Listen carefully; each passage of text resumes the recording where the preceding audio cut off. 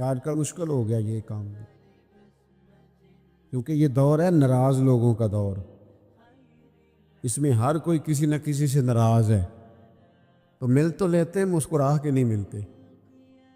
ملاقاتیں تو ہو جاتی ہیں، لوگ تو ہر روز ایک دوسرے سے ملتے ہیں، پر یہ دل کم ہی کسی سے ملتے ہیں۔ ملتے ہیں لوگ پر ملتے، زندگی میں وہ عجیب لمحہ تھا، وہ میرے ساتھ تھا پر میں تنہا تھا۔ لوگ ملتے ہیں پر ملنے کو تیار۔ حضور نے فرمایا نیکی کو حقیر نہ سمجھو، کچھ نہ ہو سکے تو ذرا مسکرا کے مل لینا۔ کیا معنی ہے کسی سے ملنا؟ تو راضی ہو کے ملنا۔ یہ جو مزاجوں میں گھٹن ہے تبھی اور بلا وجہ کی ہے، بعض جگہوں پہ کوئی اس کا کوئی شرعی پس منظر نہیں، کچھ نہیں، بلا وجہ۔ نیکیوں میں ذرا جد و جہد کی جائے، کوشش کی جائے، اصول حسنات میں کوشش کی جائے۔ ہم نہ بڑے سست ہیں، دنیا کے معاملے میں چست ہیں اور خیر کٹھی کرنے میں سست ہیں۔ جلد از جلد آپ دیکھیں ہمارے بزرگوں نے بہت زیادہ کام کیا، بہت زیادہ۔ اس کی وجہ یہ تھی کہ وہ دوسروں کے کام پہ نہیں توجہ دیتے تھے، اپنے کام پہ توجہ دیتے۔ آج کل ہمارا یہ مسئلہ ہے کہ ہم نیکی اس لیے نہیں کر پاتے کہ ہماری اپنے کام پہ توجہ کم ہوتی ہے، دوسرے پہ زیادہ ہوتی ہے۔ نتیجہ کیا نکلتا ہے؟ دوسرے کئی دفعہ آگے نکل جاتے ہیں، اور ہم جو بھی منصوبے بنا رہے ہیں، پروگرام طے کر رہے ہیں، وہ معاملہ پیچھے رہ جاتا ہے۔ تو زندگی میں جلد از جلد خیر جمع کرنے کی کوشش کرنا، جلد از جلد۔ امام بخاری کی عمر 62 سال ہوئی ہے،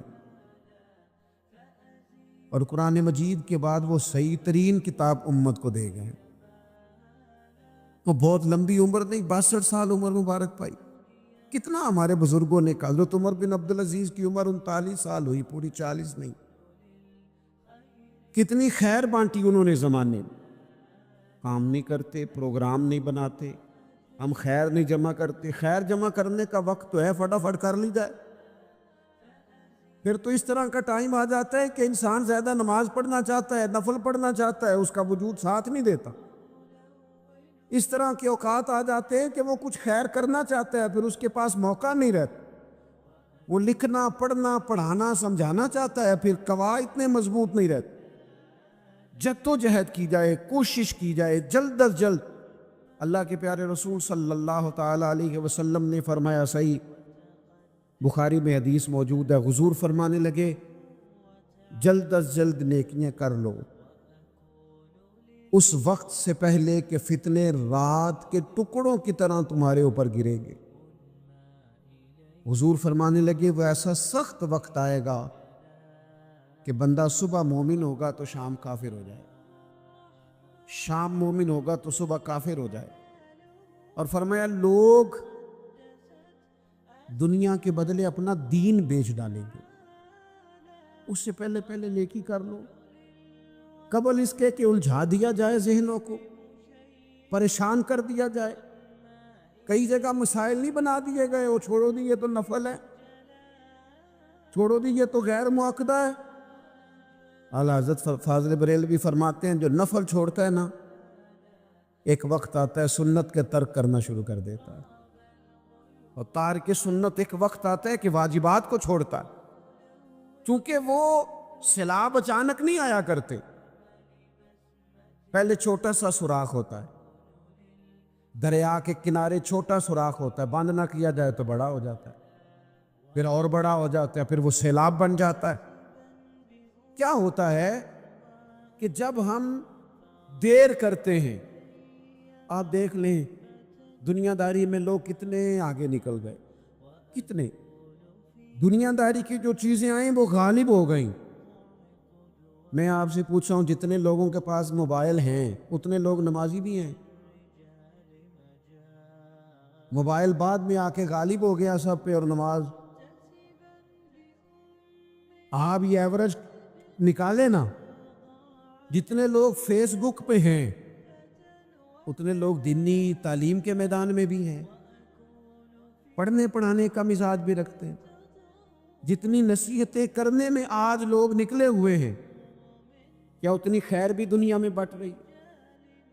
جتنی جدید ٹیکنالوجی آ گئی سب ہم نے حاصل کر لی، بری بات نہیں، ٹھیک ہے، اچھی بات، لیکن سوال یہ ہے کہ وہ باتیں جو سالوں سے ہو رہی ہے اور جو ہمارے دین کے فرائض میں شامل ہے ان پر عمل کب ہوگا؟ اور یہ بہت سارے لوگ ہیں نا، دعوت دیتے ہیں کہ آپ تشریف لائیں، اس جگہ پہ آ کے کچھ بات کریں، تو میں دوستوں سے کہتا ہوں تقریریں تو اب بڑی سن لی لوگوں نے، تو زمانہ ہو گیا تقریریں کرتے سنتے، سوال تو یہ ہے کہ جو سنا ہے اس پر عمل کس دن کرنا ہے؟ وہ پہلا قدم جو عمل کا ہے وہ کس دن اٹھانا ہے؟ یہ کوئی گورکھ دھندا تو نہیں ہے نا کہ نشستن گفتن برخاستن، دیکھیں نا قرآن مجید کی آیات نازل ہوتی تھی، صحابہ دوڑ پڑتے تھے عمل کرنے کے لیے، لن تنالوا البر حتى تنفقوا مما تحبون، تم بھلائی کو نہیں پہنچو گے جب تک اپنی پیاری چیز خرچ نہ کرو۔ تو یہ آیت ہم نے بھی سنی ہوئی ہے، میں آپ سے ہاتھ نہیں اٹھواتا، آپ خود اپنے آپ سے پوچھیں، میں اپنے آپ سے پوچھتا ہوں کب پیاری چیز لا کے خرچ کیا ہم نے اللہ کے راستے میں؟ لیکن جب نازل ہوئی تھی، عبداللہ ابن عمر کو گھوڑا پیارا تھا، انہوں نے فوراً لا کے پیش کر دیا تھا۔ حضرت ابو طلحہ انصاری کو باغ پیارا تھا، انہوں نے فوراً لا کے حضور کی بارگاہ میں پیش کر دیا تھا۔ ہم کب یہ کام کریں گے؟ ہم سن رہے ہیں، ہمیں آتی ہے، ہم آگے بڑھا رہے ہیں، لیکن جلدی سے صحابہ کا یہ مزاج تھا کہ جیسے ہی ان تک خیر پہنچی انہوں نے عمل کر کے دکھایا، جیسے نصیحت ملی اس نصیحت پر وہ عامل ہو گئے۔ امام جعفر صادق رضی اللہ تعالیٰ عنہ سے ایک شخص نے پوچھا، حضور میں دین کی خدمت کرنا چاہتا ہوں، تبلیغ کرنا چاہتا ہوں، کوئی طریقہ بتائیں۔ بہت سارے لوگ ہیں آج کل جو یہ چاہتے ہیں، کہا جناب مجھے نہ کوئی آپ نسخہ بتائیں، کوئی سلیقہ بتائیں، میں دین کا کام کرنا چاہتا ہوں، دعوت خیر دینا چاہتا ہوں، کوئی طریقہ بتائیں۔ تو سیدنا امام جعفر صادق رضی اللہ تعالیٰ عنہ فرمانے لگے، آسان طریقہ ہے، اور بغیر کسی فلسفے کے، بغیر کسی الجھی ہوئی گتھی کے سلجھی ہوئی بات ہے، بالکل طے۔ تو دین کی تبلیغ کرنا چاہتا ہے؟ اس نے کہا ہاں۔ تو فرمانے لگی بڑا آسان نسخہ ہے، اگر تو دین پھیلانا چاہتا ہے، تبلیغ کرنا چاہتا ہے، تو دین پر عمل کرنا شروع کر دے۔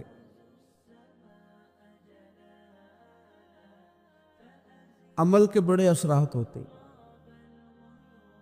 عمل، وہ حضرت باجید بستامی فرمایا کرتے تھے، جس نے ہماری خاموشی سے کچھ نہیں سیکھا وہ ہماری تقریر سے کیا سیکھے گا۔ یہ جو عمل ہوتا ہے یہ اتنی بڑی خاموش تبلیغ ہے، اتنی بڑی۔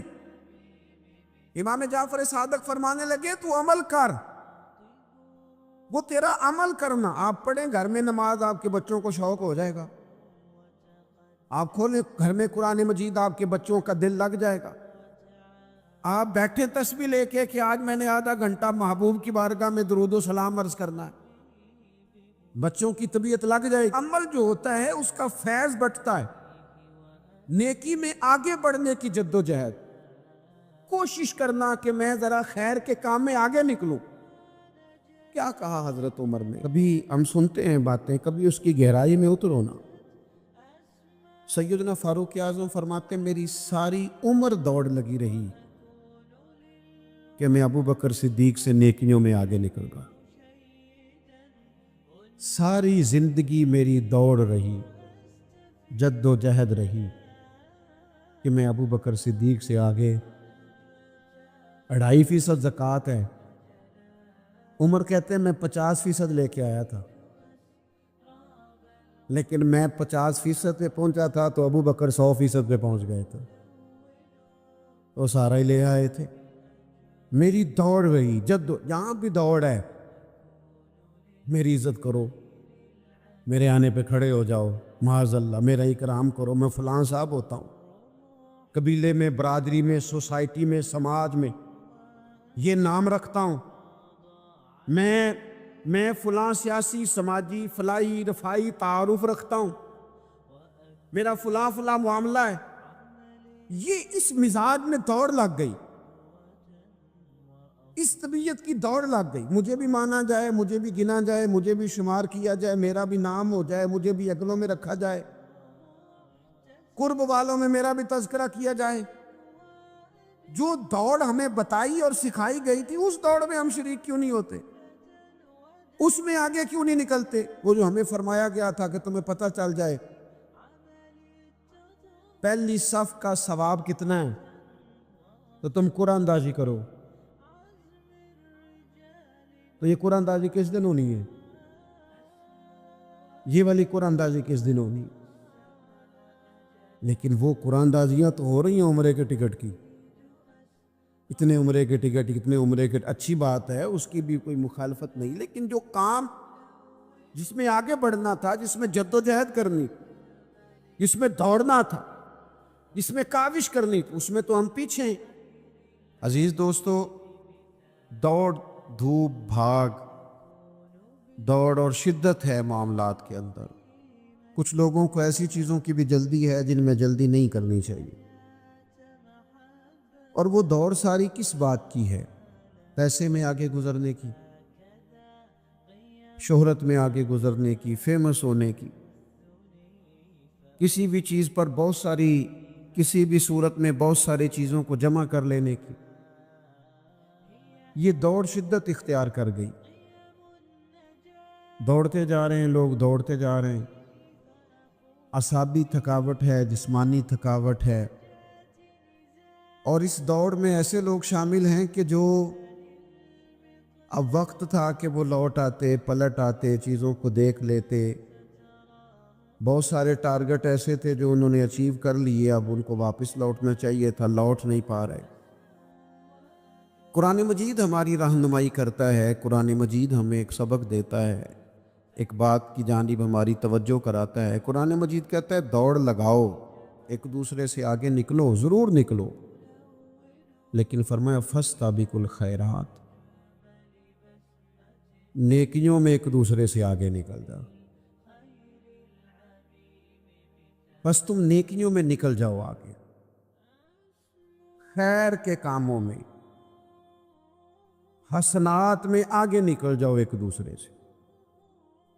اس کے لیے جلدی دکھاؤ، جلدی سے کوئی نیکی